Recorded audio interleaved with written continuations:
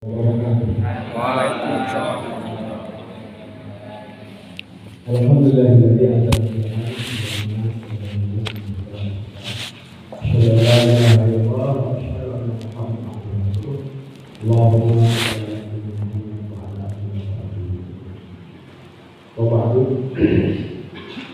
yang pada Aiza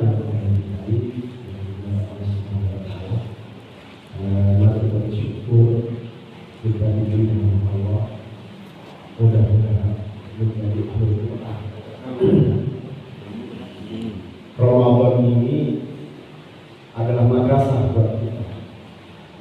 Ya, paketnya lengkap. Kita punya fisik dilatih oleh Allah dengan saum.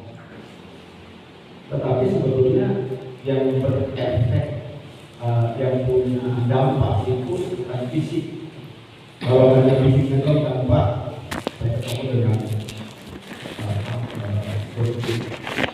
Berat badan saya untuk 4 kilo.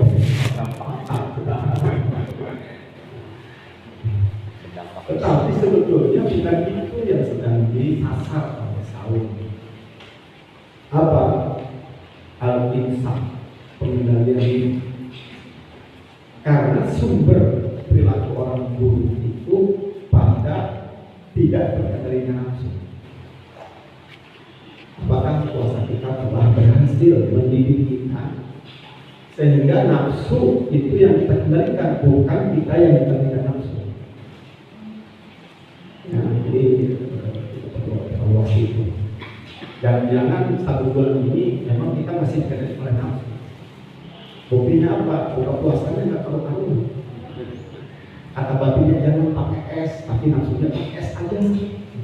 Akhirnya buat sakit, ada lebih nafsu.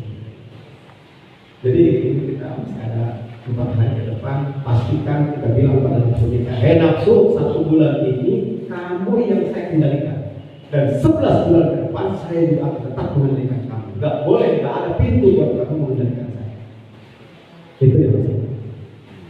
Yang kedua, Quran Ramadan ini Allah informasikan langsung sahur Ramadan alladzi unzila fihi al-Quran. Di Ramadan ini diturunkannya Al-Quran. Diturunkan kepada siapa? Ini pertanyaannya. Kata Allah, "Lau anzalna hadzal Qur'ana 'ala jabal." Kalau Quran diturunkan ke gunung, ra'aitahu khashi'an, maka gunung itu akan menjadi khusyuk. Andaikan gunung itu dikasih akal seperti kalian dikasih akal. Oke. Artinya apa? Ramadan ini seolah kita diperintah oleh Allah, hei umat Islam, orang beriman, turunin tuh Quran ke dirimu. Lewat mana? Lewat mata, lewat telinga. Alhamdulillah, hari ini seharian kita akan menurunin Quran. Kemana? Ke dirimu, bukan ke gunung. Kalau gunung aja bisa khusyuk, mutasabbihan sampai mereka gunung itu berpecah-pecah. Kenapa? Min khasyiatillah, karena takut kepada Allah. Sekarang seharian ini kita apakah berhasil membuat diri kita nambah kekhusyuan? Apakah bisa menghadirkan tambahan khasyah di Allah? Kenapa? Karena kita sedang berproses untuk menurunkan Quran ke dalam diri kita. Nuruninnya bagaimana? Bukan ambil mushaf. Pahami ayat-ayatnya, rekam di kepala kita, masukkan ke dalam hati, coba kita rasakan apakah betul batin kita ketembak ayat-ayat itu. Ibarat gunung ditembak dengan apa itu yang penghancur nuklir, supaya gunung itu berantakan kan pakai nuklir ya, dimasukin kemudian diledak. Alat peledaknya itu disuntikin dulu tuh ke dalam gunung, kayak di Bayah tuh ada gunung-gunung yang mau dihancurin dirakain, kemudian batu-batunya buat ini, itu kan dimasukin dulu mesiunya tuh ke lubang, dikali dulu, kemudian direpot dari jauh diledak. Kau berantakanlah gunung. Nah sekarang hari ini kita akan memasukkan salah satu di antara 112 surat. Perintahnya masukin surat Al-Hasyr. Nah, apakah saya akan berhasil meledakkan isi surat Al-Hasyr itu pada hati antum semua? Ya. Tergantung mesinnya masuk atau enggak kan gitu. Bagaimana caranya supaya masuk? Kata Allah, inna fi dzalika la dzikra liman kana lahu qalbun aw al-sam'a wa huwa syahid. Supaya ayat itu jadi ngefek, ya, ngefek pada orang yang jadi nambah khusyuk, jadi nambah takut kepada Allah. Syaratnya tiga. Liman kana lahu qalbun, orang yang hadir dengerin Qur'annya bawa hatinya, nah, itu bawa hatinya sendiri. Coba periksa masing-masing. Kesini mau nggak hati? Kalau duduknya di sini, tapi antum masih mikirin bagaimana pulang kampung belum ada ongkosnya, berarti antum belum bawa hatinya. Nyaho bae udah. Gua yang balik. Kalau antum datang ke sini, tapi masih mikirin bagaimana nanti hari raya, masih ada harga perlu beli baju, berarti antum belum bawa hatinya di sini. Aduh, do ya. Ya. Sini di dalam tembak bae. Darat ngaji langsung ditembak ini. Sampai. Yang kedua, ini awalnya bukan awal pilihan. Awal pesan. Syarat untuk supaya hatinya bisa menerima pendengarannya harus dialfai. Ya ada seorang angin, ada seorang ngobrol, biarkan bisa dialfai. Ini banyak yang apa namanya, yang membuat ceramah-ceramah itu gak ada hasilnya. Kenapa? Dia yang ceramah-ceramah, ya ngobrol-ngobrol. Itu tergantung. Ya, kalau apa sama. Yang kedua dan ketiga, wah syahid, dan dia ikut mengikutinya, menyaksikannya. Ini kan banyak, upah-upah sekarang gak ada hasilnya. Kenapa? Ya, pembimbingnya ngasih tausiah, akhirnya sibuk bacain. Ya, makanya sepakati HP-nya disimpan dulu. Aduh ya, kalau tersinggung dulu kita supaya apa? Supaya masuk. Oke, nomor 2, jadi memperlima kita kalau ini kontrak belajar supaya tak terjadi dalam. Oh iya, setelah saya bukan di surat Al-Hasyr, cara bisa berbeda. Kehusuan saya membacanya berbeda. Itu itu Ramadan ini harus kita lakukan. Allah Subhanahu wa Ta'ala menginformasikan kepada kita, Quran yang kita dengerin itu fungsinya 3, 4. Ya Yohanes, hai manusia, bukan hanya untuk kita, untuk semua manusia yang Kristen pun, yang Nasrani pun. Qad ja'akum mau'izatun min rabbikum. Quran itu nasihat. Ya, nasihat pun. Jadi kalau kita baca Quran, bercerita tentang orang munafik, jangan kita bilang isi angin. Ini kita jadi kita isi angin. Tidak. Ini nasihat buat kita. Jangan-jangan kita masih punya karakter kayak gitu. Nanti kita akan baca di ayat ke-6 dan sampai 10 itu kita akan membaca ciri-ciri orang munafik dan karakter mereka. Jangan menuduh orang kan, kita. Bahkan dari ayat kedua saat bicara tentang Bani Nadir, tentang orang-orang kafir, jangan menuduh Bani Nadir itu kira-kira siapa di sini? Yahudi yang ini. Gak usah, jangan-jangan karakter Bani Nadir juga ada. Mau kita? Yang kedua, wasyifa'un lima fis sudur, obat buat penyakit hati. Obat buat penyakit hati. Jangan-jangan kita ini masih punya penyakit hati yang bersifat koreksi setelah kita baca itu. Yang ketiga, wahudan. Hudan itu ilmu. Nah, kita dapat ilmu. Oh, kita dapat inspirasi. Oh, ternyata masalah yang sedang saya pikirkan ini solusinya, ini jawabannya. Itu benar. Dan yang terakhir, warahmatuh. Ilmu ini baru kalau rahmat, baru Allah bilang ilmu. Warahmatuh ilmu. Jadi rahmat. Apa tanggapan iman? Ini Masya Allah, asal kita ikhlas insya Allah. Rahmat ini apa pahala dunia dan akhirat. Karena apa? Karena satu huruf membaca maka akan mendapatkan 10 kebaikan. Pada saat saya baca tafsir ini pasti saya baca ayatnya karena aku dengerin. Aku ulang juga dalam diri aku dapat 10 kebaikan. Itu pasti terpaham. Duduknya aja nih, kita duduk. Subhanallah. Kata Rasulullah SAW, orang berkumpul di rumah Allah seperti kita sekarang berkumpul membaca ayat Allah. Kita akan baca ayat Allah. Bahkan insya Allah satu surat 24 ayat. Kemudian apa? Wa yaqulu Rasulullah min bainahum. Mereka mengkaji. Kita akan kaji isinya apa, bagaimana aplikasi dan kehidupan kita. Kecuali akan turun kepada mereka malaikat. Saya yakinnya, tidak ada keraguan sedikit pun. Di sini lagi banyak malaikat.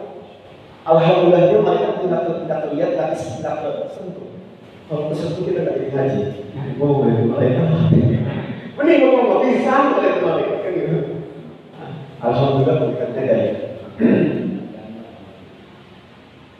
Kemudian yang kedua, wana zalat ilmu. Allah memberikan rahmat ini. Pulang kita insya Allah. Yang ketiga, wabas yang sakit. Hati mereka akan dipenuhi dengan sakit.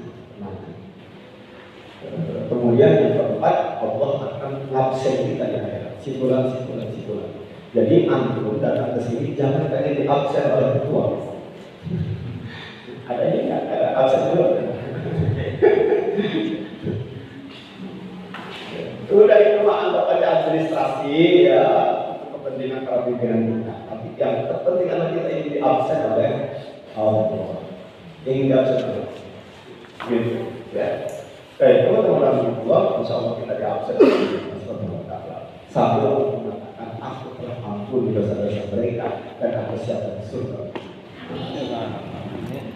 Ini banget itu. Jadi masa mau dikasih hadiah banyak kayak gitu ngikutnya sambil ngantuk gitu kan? Mau hadiah itu banyak loh, gitu kan? Masa mau ngantuk? Allahu Akbar. Takbir. Teman-teman, oke, kita dalam masuk di ayat surat Al-Hasr. Saya sengaja supaya agak akrab dan kita ngambil barokah, kitab yang kita pakai kitab Tafsir Munir, ya warisan guru kita Syekh Nawawi Al-Badani. Ya, barokah. Gitu. Ada ini yang di bawahnya, ada di bawahnya itu penguat saja. Yang di bawahnya itu bisa juga berbagi. Ini ada terjemahnya. Dan sangat menarik dan kupasannya sangat tajam. Tapi insya Allah sebagainya kita sampai. Kita kaji saya bawa atau saya lupa saya cerita. Rahimahullah, keunikan dalam tafsir Munir, beliau menyampaikan bahwa surat Al-Hasyr ini selain menyebutkan Madaniyah, namanya juga ada juga namanya surat Bani Nadir. Menarik apa? Dia menghitung susunannya. Jadi kata beliau, surat ini ayatnya ada 24. Ayatnya ada 24. Kalimatnya, kata-katanya ada 745. Hurufnya ada 1913. Hurufnya. Jadi kalau Anda baca surat Al-Hasr, satu huruf mendapatkan 10 kebaikan. Jadi tadi 10 lagi. 1913. Fadilahnya dalam sebuah hadis disebutkan, siapa yang membaca surat Al-Hasr, maka surga, neraka, arsy Allah, langit dan semua isinya, bumi dengan semua isinya, gunung-gunung, lautan, ikan-ikan, semut-semut bersolawat dan memintakan ampun untuk orang yang sedang membaca surat Al-Hasr. Nah, sebenarnya kita baca surat Al-Hasr ini kita sedang baca sekaligus tafsirnya.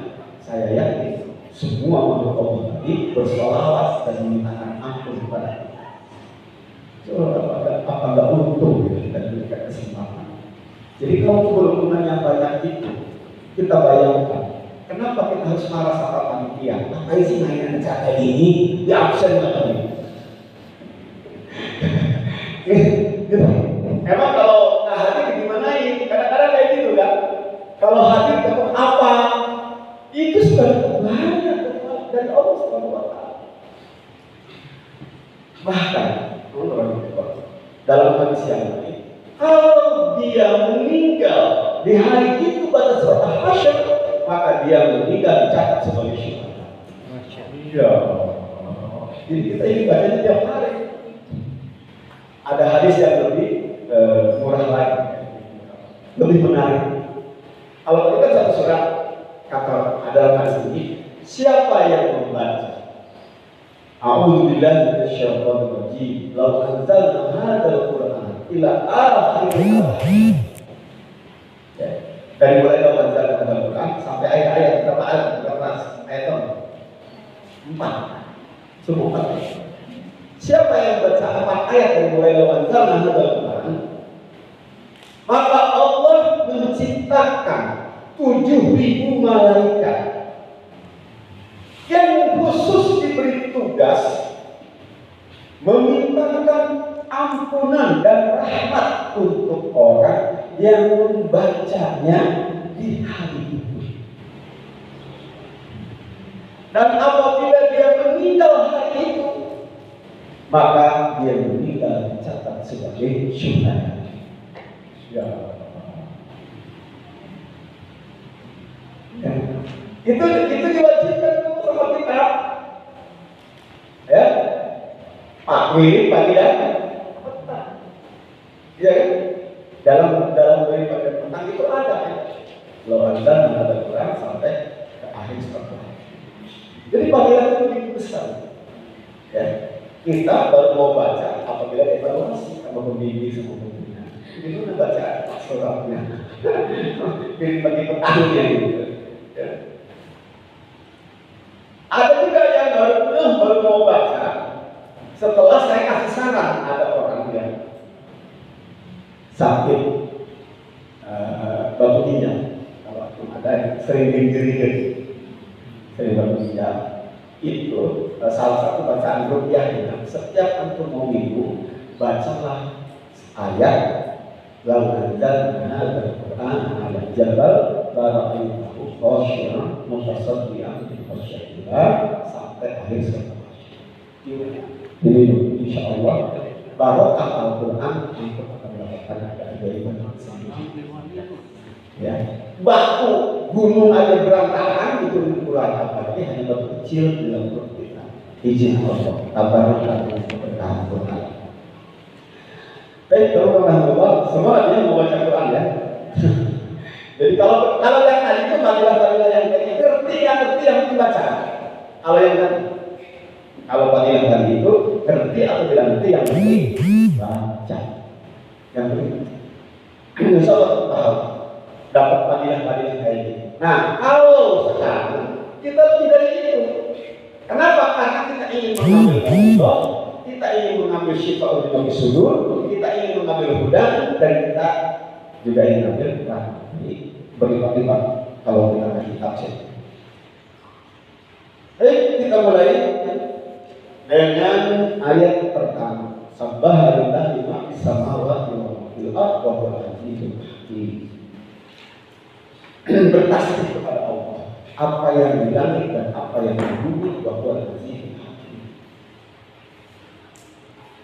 Sebelumnya Syekh Nawawi menyampaikan setelah surat ini kata beliau, ayat ini turun pada Bani Nadir, peristiwa Bani Nadir yang diusir oleh Rasulullah SAW dari Madinah karena mereka telah melanggar perjanjian koalisi yang pernah disepakati bersama.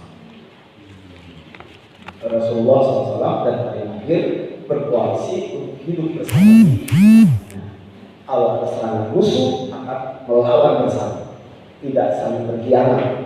Ya, tetapi ternyata Bani Nadir ini berkhianat kepada Rasulullah SAW, melanggar perjanjian setelah perang Badar. Setelah perang Badar. Kemudian ketahuan begitu selesai perang Uhud diusir. Setelah perang Uhud, Bani Nadir diusir. Ada lagi ini klan, ini klan besar yang orang Yahudi yang asli Madinah. Ada Bani Nadir, ada Bani Qainuqa, dan ada Bani Quraidah. Bani Qainuqa duluan Sulaya janjinya dan diusir oleh Rasulullah setelah perang Badar. Bani Nadir sudah ketahuan sejak mulai perang Badar, tapi ada bukti, ada fakta setelah perang Uhud baru diusir. Sementara Bani Quraidah itu faktanya semakin nyata saat setelah perang pada saat perang Khandaq, maka diusir setelah perang Khandaq. Setelah perang Khandaq, perang Ahzab, ya, maka semua orang Yahudi tidak lagi hingga saat ini. Gara-gara apa? Gara-gara mereka menganggap Sulaya janji bersama. Teman-teman, Indonesia ini dalam negara perjanjian. Hindu, Buddha, Nasrani, gitu kan, berjanji bersama, hidup bersama dalam piagam Jakarta, yaitu Pancasila dan Undang-Undang Dasar 1945. Siapa yang tidak sama-sama? Kita yang tidak sama-sama. Saya langsung kaitkan ini, biar aku punya bayangan. Bayangkan bahwa di Indonesia ini ada Bani Nadir, ada Bani Quraidah, ada Bani Quraidah yang tidak seagama dengan kita. Pemilik kemerdekaan Indonesia atas berkat rahmat, bukan itu, atas berkat rahmat Allah yang Maha Kuasa. Ini clear, yang clear bahwa sahabat bersama yang memerdekakan negeri adalah umat Islam. Maka mereka dan kita harus menjaga al-ahdi, menjaga perjanjian. Perjanjian apa? Untuk hidup damai bersama. Salah satu janjinya adalah kita dipandu oleh falsafah hidup bernegara, namanya Pancasila. Jadi baik kita juga walaupun kita mayoritas kita nggak boleh sebaliknya ini.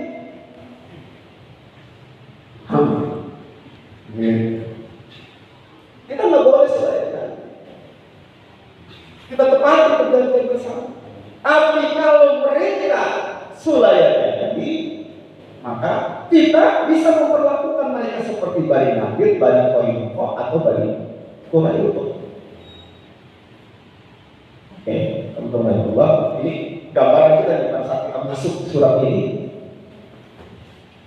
Nah, teman-teman Allah, sebelum Allah bercerita tentang kisah Bani Nadir yang diusir, Allah ingatkan kita tentang kehidupan ini, bahwa semua alam semesta yang ada di Nusantara ini bertasbih kepada Allah. Antum lihat laut itu sudah bertasbih. Hei orang-orang Hindu, Buddha, Kristen dan sebagainya, semua alam semesta ini bertasbih kepada Allah. Kalau kamu ikut dengan mereka, maka hidupmu sejalan dengan mereka, maka ada kedamaian. Terutama di kalian orang beriman yang sudah mengakui Allah sebagai Tuhan. Ya, jangan sampai kalian mengakui Allah sebagai Tuhan, tapi hidup kalian tidak mensucikan Allah. Dia tumbuh-tumbuhan, binatang, burung itu bertasbih walaupun belakang pengguna tasbih dalam ayat yang lain. Tapi kalian tidak paham pasti mereka itu. Tapi ini informasi dari mereka sedang bertasbih. Dan hasil dari tasbih itu adalah kebaikan yang diberikan.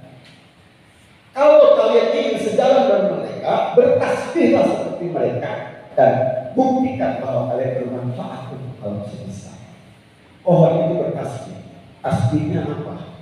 Kita nggak ngerti, tapi ilmu pengetahuan memberitahu bahwa pohon itu walaupun dia cuma berdaun, cuma daunnya doang, itu telah memberikan kebermanfaatan. Apa itu? Buah. Siang hari dia menghasilkan dan itu siang hari. Ini apa sih rumput? Apa gunanya?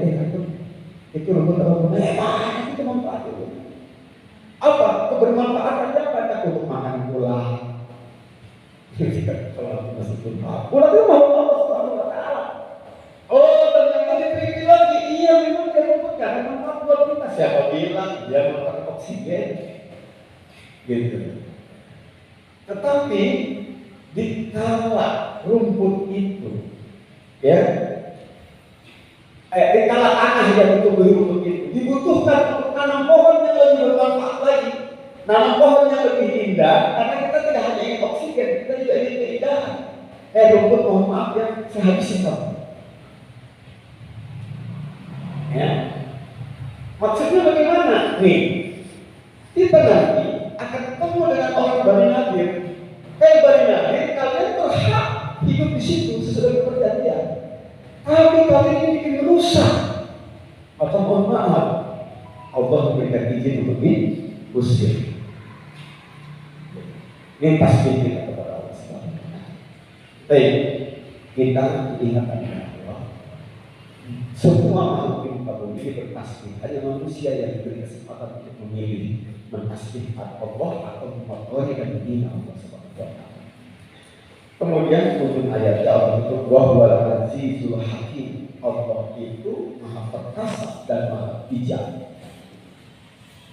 Pegang dua kata ini. Allah itu perkasa, Allah itu bijak. Kenapa? Karena nanti Allah yang mengizinkan orang Islam, mengizinkan Rasulullah mengusir Bani Nadir yang lagi anteng-antengnya tinggal di tempat mereka. Jangan bilang Muhammad kejam, umat Islam kejam, mengusir saudaranya sendiri, mengusir warganya. Jadi biiznillah Allah, dengan izin Allah. Kalau izin Allah jangan bilang Allah kejam. Allah itu al-azizul hakim. Allah perkasa, keputusannya kalian bisa melawan, tapi hakim pasti keputusannya bijak. Ya. Baik. Teman-teman rahimahullah, kita masuk ke ayat kedua. Allah mulai menceritakan dan tidak diceritakan detail langsung pada inti, ya. Huwallazi akhrajal ladzina kafaru min ahlil kitabi min diyarihim awwal. Ini ada turun, gitu kan? Setelah Bani Nadir diusir, kan mulai mereka bilang, wah, Muhammad mengusir apa namanya? Bani Nadir. Mungkin ada orang dari Nadir yang masuk Islam, ya. Ada orang yang masuk Islam, berarti dia sekarang bersama orang Islam. Nah, orang yang sudah Muslim ini mungkin dalam hatinya pikirannya, saudara saya diusir oleh Rasul. Allah memberitahu, huwa Allah. Allah yang perkasa itu, Allah yang bijaksana itu yang muslim berapa? Huwallazi akhrajal ladzina kafaru. Jadi yang muslim orang kafir itu Allah. Walaupun akalnya Rasul, tapi Rasul dengan seizin Allah. Saya langsung untuk aplikasikan. Ada orang di PHK oleh ketua yayasan. Yayasan. Saya bilang Allah yang memPHK dia dalam. Boleh? Hakikatnya kan itu. Hakikatnya itu Allah yang memPHK, Allah yang mengeluarkan dia dari yayasan. Wah itu mah tentang ketua yayasan kan dipanggil kamu. Mulai tanggal sekian, ya tidak lagi bersama kita. Ketua yayasan. Ketua yayasan siapa yang mengendalikan pikirannya? Oh, kata ketua yayasan, itu bukan pikiran saya, Ustaz. Kenapa? Kenapa di PHK? Itu karena kita menerapkan tata tertib. Kalau karyawan melakukan ini, diberi peringatan SP1, masih juga SP2, masih juga SP3. Nah, kalau itu kan ketua yayasan kan? Terus siapa? Orang itu yang melakukan pelanggaran. Orang itu melakukan pelanggaran kenapa? Karena Allah sudah takdirkan dia begitu orangnya. Tapi gimana? Ustaz banyak kegiatan ini, kegiatan. Nah, siapa yang membuat dia punya kegiatan itu berbeda? Jadi nggak perlu nyalahin karyawan, tapi punya ketua yayasan. Udah selesai. Nggak usah dibahas. Huwallazi akhraja. Allah yang mengeluarkan. Jadi udah nggak usah ada rincian lagi. Ini gara-gara si Alam yang melaporin. Lagi yang melaporin dia karena dia fakta. Apalagi dia melaporin karena memang disuruh. Antum kan ketua sekolahnya. Antum kan disuruh memonitor gurunya kan begitu. Kata kepala sekolah, enggak, saya nggak ada tujuan di waktunya, saya yang melaporkan Adi sebagaimana wewenang yang harus. Wah, gimana kata kepala sekolah? Karena begitu terputar kayak gitu, jadi kesimpulan yang benar adalah huwallazi akhraja. Dialah Allah yang berbuat. Gitu. Dialah Allah yang berbuat. Dan sebagaimana sebaliknya, dialah Allah yang memasukkan. Dialah Allah yang memasukkan simpulan kepadanya. Gitu. Jangan buka itu, kalau nggak saja itu nggak bisa masuk ya, kata nggak bisa. Begitu juga kalau yang nggak masuk, ini gara-gara saya takut nih. Makanya saya nggak bisa jadi dewan, saya kalah gara-gara kebijakan ini. Kenapa saya di dua? Makanya kalah, nggak bisa mengatakan orang lain. Allah lah yang telah membuatkan. Paham? Ini pelajaran penting. Huwallazi akhraja. Perannya Allah, tetapi kan Rasulullah itu mengusir mereka atas izin Allah. Kenapa? Kan nggak dari tahun-tahun awal. Setelah mereka melakukan, nah, ma'asofakum min musibatin fabima kasabat aydikum. Apapun yang menimpa kalian adalah karena awalnya dari dosa kalian sendiri. Begitu. Jadi nggak usah nyalahin kepala sekolah, nyalahin ketua yayasan. Coba evaluasi diri kamu sampai keluar dari yayasan itu pasti. Itu kan Allah yang mengeluarkan, tapi awal muasalnya dari diri. Nah, begitu juga disenjangi. Allah ingin mengingatkan, ya, bahwa hei orang kafir Bani Nadir, kalian itu dikeluarkan, bukan Nabi yang keluarkan, tapi Allah. Hei orang Yahudi yang masuk Islam, sekarang sudah bersama Rasulullah. Nggak usah kalian marah kepada Rasul karena saudara-saudara kalian yang masih Yahudi diusir. Nggak usah. Allah lah yang mendoakan mereka. Min diyarihim, dari rumah-rumah mereka yang di Madinah. Li awal hasyr, di awal hasyr, hari pengusiran.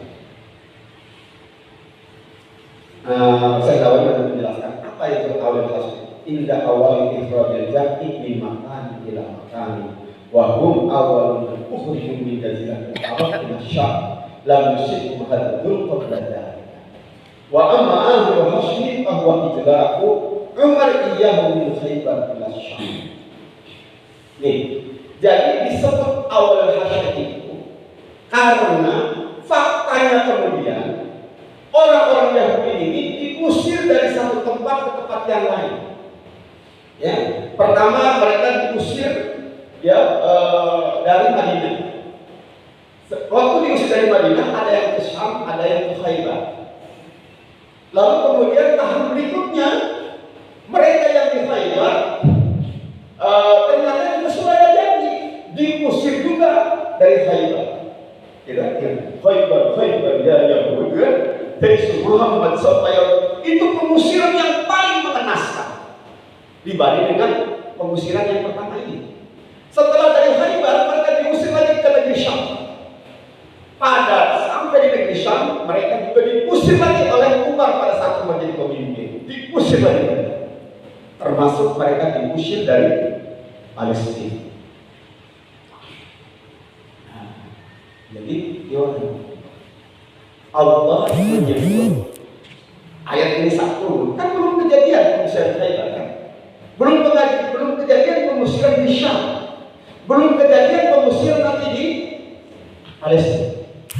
Ini Allah bilang di awalil hasyr, untuk pertama kali pengusiran, berarti akan ada terus lanjutannya.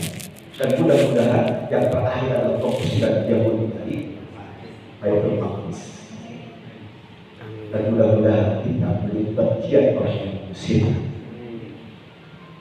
Serius kita yang menjadi muslim. Berapa kali aku pesan guru? Malah bukan desakan politik. Ulah mimpi hayat perang di Palestina, bikin repotin di sana. Ya, itu kita ikhlaskan satu. Dan nggak bisa masuk lagi. Kenapa? Karena yang di sana Mujahid al-Qassam itu harus hafal 30 juz. Ini menghafal surat Al-Hasyr itu minta ampun hidupin balik gitu kan. Jadi ini optimisme kita ya.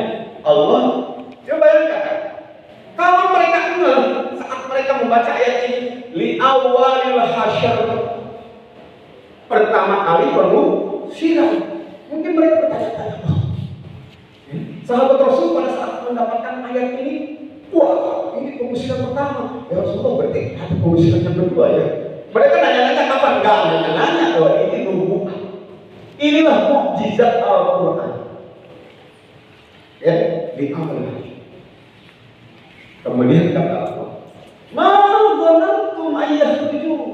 Di pengusiran pertama ini saja, ayyuhal muslimun, hai orang Islam, kalian tidak pernah bisa memperkirakan bagaimana mereka bisa keluar dari tanah Madinah ini. Ya, tidak dalam memperkirakan bagaimana. Bahkan wadhannu, dan mereka orang Yahudi kan mengira annahum mani'atuhum rusuluhum min Allah. Bahkan orang Yahudi ini merasa bahwa benteng-benteng mereka itu akan bisa menjaga mereka min Allah, walaupun Allah yang menghancurkan. Mereka tidak bisa dihancurkan oleh Allah SWT. Ya, min adabillah. Karena husul humani akan fadlu annaha tamna'u min Rasulillah. Jadi mereka merasa bahwa benteng mereka sangat kokoh dan Rasul tidak akan bisa menyerang. Teman-teman, fenomena ini terjadi. Dan kemarin Allah memperlihatkannya dengan kekuatan Izzul. Kita ini umat Islam sudah mengatakan gak mungkin ngalahin tentara Israel. Kenapa? Sudah ditemukan bahwa mereka itu negerinya pakai Iron Dome. Itu kan musuh. Kalau dulu benteng tembok seputar Bani Nabi itu tembok benteng. Gak mungkin ditembus cuma Muhammad dengan sahabat-sahabatnya. Gak mungkin mereka bisa usir kita. Kata Bani Nabi. Tetapi ternyata subhanallah. Ya. Bahkan mereka ini mengira bahwa Allah pun gak akan bisa menyiksa kita. Sampai segitunya. Nah ini Yahudi dan Amerika itu salah satu itu. Mereka memberikan syarat. Kita buktikan bahwa Tuhan yang umat Islam itu tidak bisa bawa. Habisin semua orang Islam. Yang digagal juga habisin. Mereka sudah bikin perencanaan. Tetapi subhanallah, ternyata Allah sudah merencanakan bagaimana saudara-saudara kita di benteng itu menyusun senjata sampai mereka menemukan senjata yang bisa menghancurkan sistem pertahanan mereka yang belum.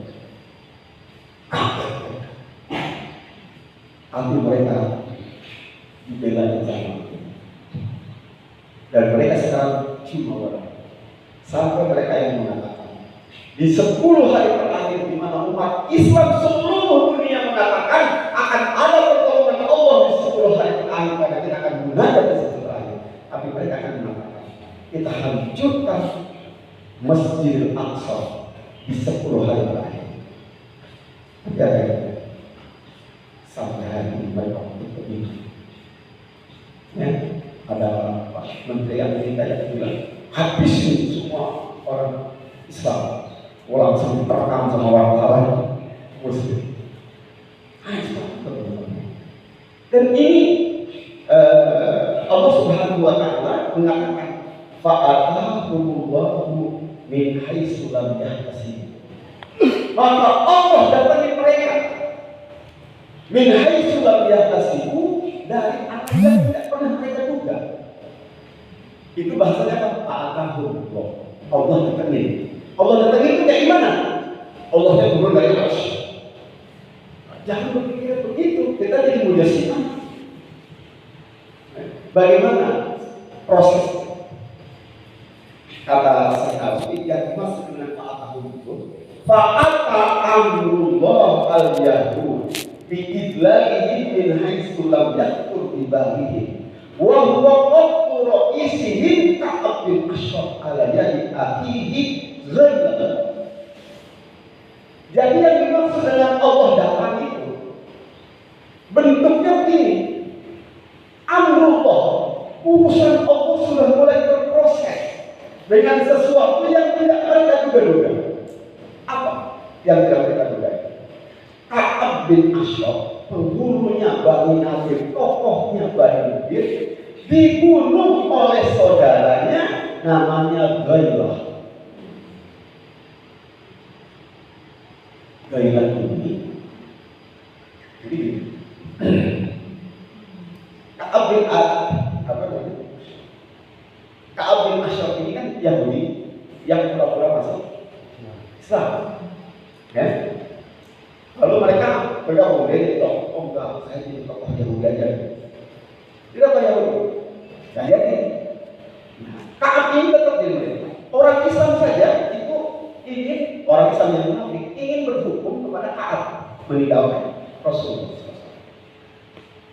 Ini bikin repot di Ka'ab atau Rasulullah SAW.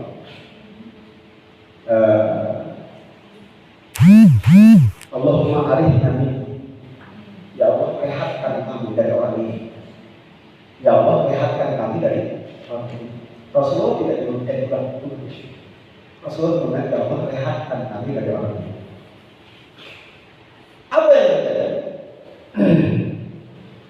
Gailah itu ada konflik dan dia jujur kesok sama Ka'ab bin Ashraf ini. Karena Ka'ab bin Ashraf terbunuh, maka mereka ketakutan siapa yang menjadi komunikator kita, mediator kita dengan Muhammad. Karena selama ini dia membuat kita ini aman, karena Ka'ab ini kepada Rasul dekat. Jadi kalau Ka'abnya sudah meninggal, kita nggak ada yang belain lagi. Jadi teman-teman yang Allah, kita ini perlu juga minta kepada Allah. Ya Allah, rehatkan Indonesia dari Sipulan. Disebutin. Ya Allah, rehatkan saudara kami di Palestina dari Sipulan. Soal siapa yang membunuh, bagaimana cara terbunuhnya, silahkan kepada Allah. Ya mungkin ada virus corona masuk ke rumah.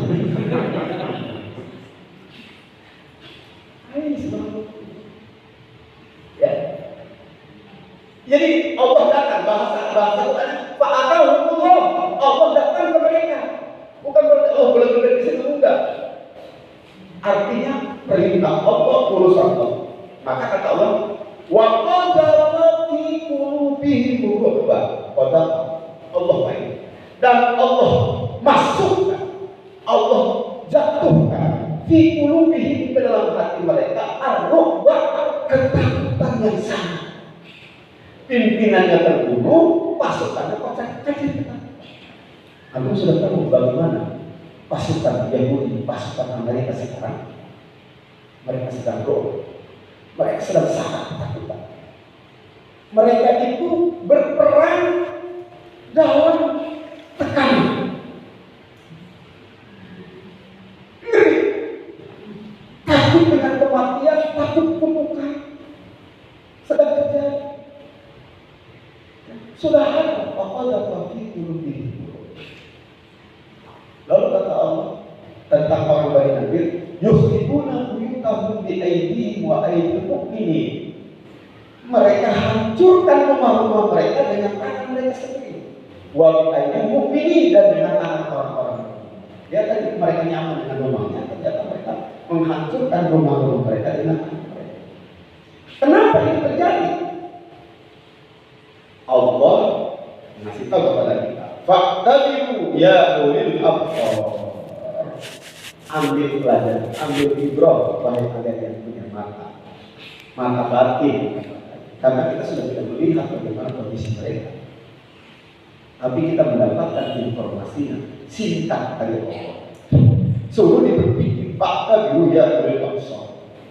Teman-teman rahimahullah, apa yang dikatakan oleh Syekh Nawawi tentang bagaimana mereka menghancurkan rumah ini? Mereka bilang, saya tahu menjelaskan ini.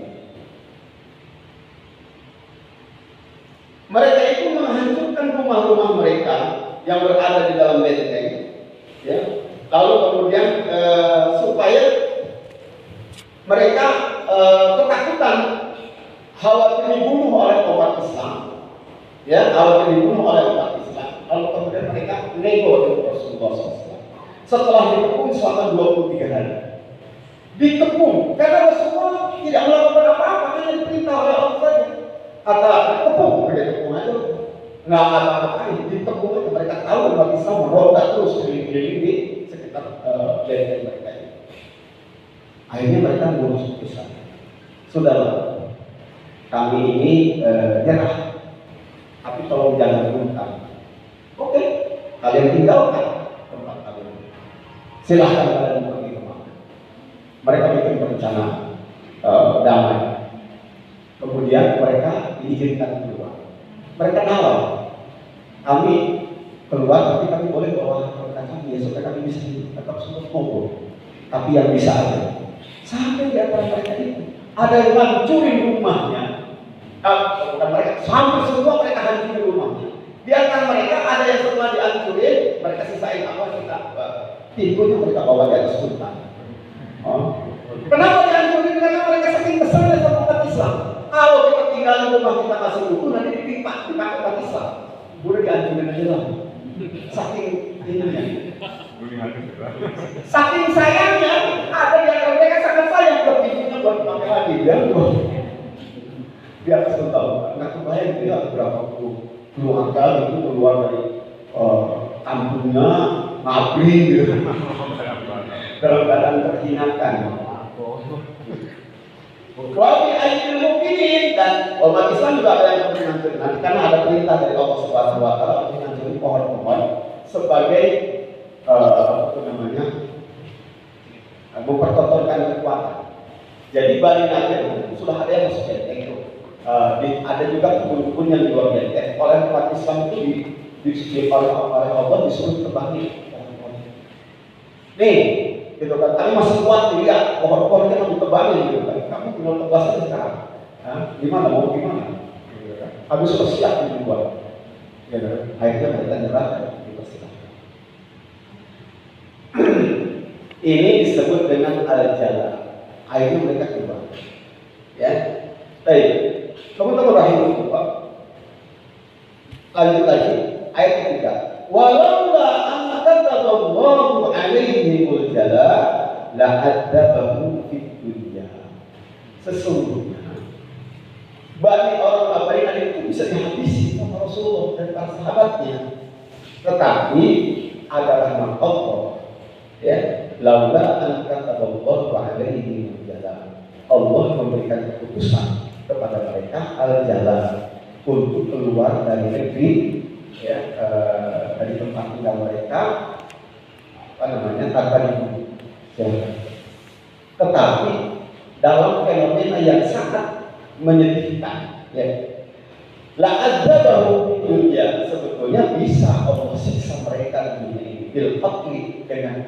Allah untuk membunuh kepada orang Islam, wasabi atau menawan perempuan-perempuannya.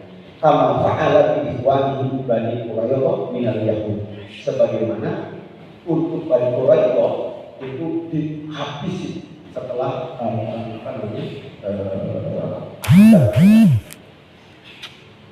walau fil akhirati adzabun nar. Tapi mereka yang keluar dari dengan cara aman tadi, mereka ditunggu di akhirat dengan siksa api neraka. Teman-teman rahimahullah, bagaimana siksa api itu terjadi? Dari kami annahum syaqullah wa rasulah. Mereka disiksa seperti itu, dipermalukan dan dihinakan seperti itu karena mereka syaqullah wa rasulah. Mereka itu menentang Allah dan Rasulnya.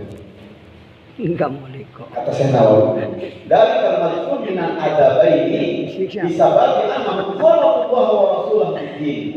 Mereka diazab di dunia dan ada azab di akhirat. Azab di dunia ini diusir dari tempat tinggalnya dan azab akhiratnya masuk neraka. Ya. Kenapa? Khalafullah wa Rasulullah di. Karena mereka melawan Allah dan Rasulnya dalam beragama. Tidak mau mengikuti agama Islam. Diingatkan oleh Allah. Dan ini umum. Wa may yushaqillah. Siapa yang menentang Allah, fa innallaha syadidul iqab. Allah itu sangat pedih siksa. Yu'aqibuhu fid dunya wal akhirah. Bisa di dunia disiksanya dan bisa di akhirat. Ini yang tadi saya maksud. Ini kan ayat ini sedang ditujukan kepada Bani Nabi. Tapi kita jangan merasa bahwa ayat ini sedang ditujukan hanya pada mereka saja. Tapi bisa pada kita. Menentang Allah dan Rasulnya akan mendapatkan apa? Fa innallaha syadidul iqab. Teman-teman, boleh jadi iqab yang di rumah kita. Evaluasi. Anda kasih tahu. Ada keluarga yang ingin menguliah anaknya.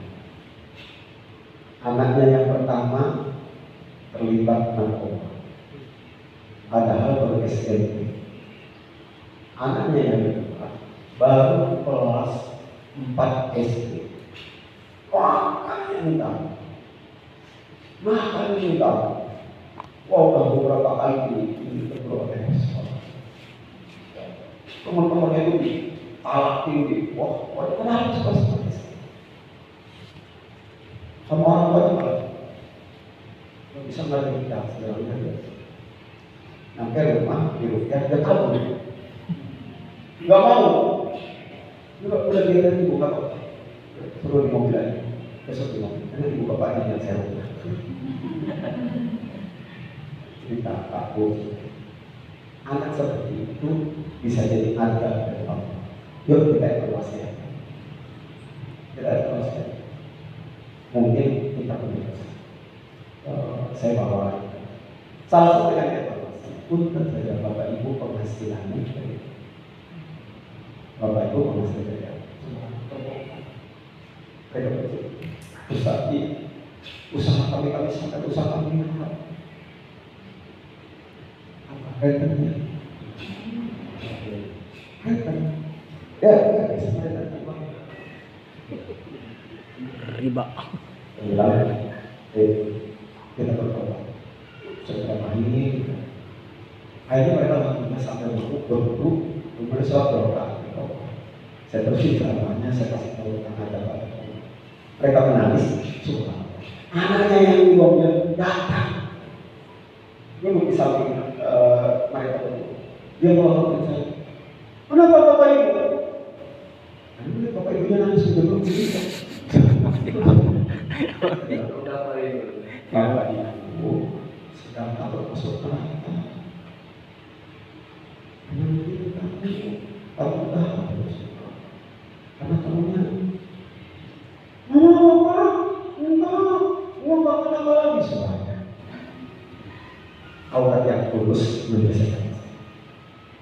Ini ibu bapak yang dulu bertobat, dia berjanji akan menghentikan sampai pada titik saya usaha.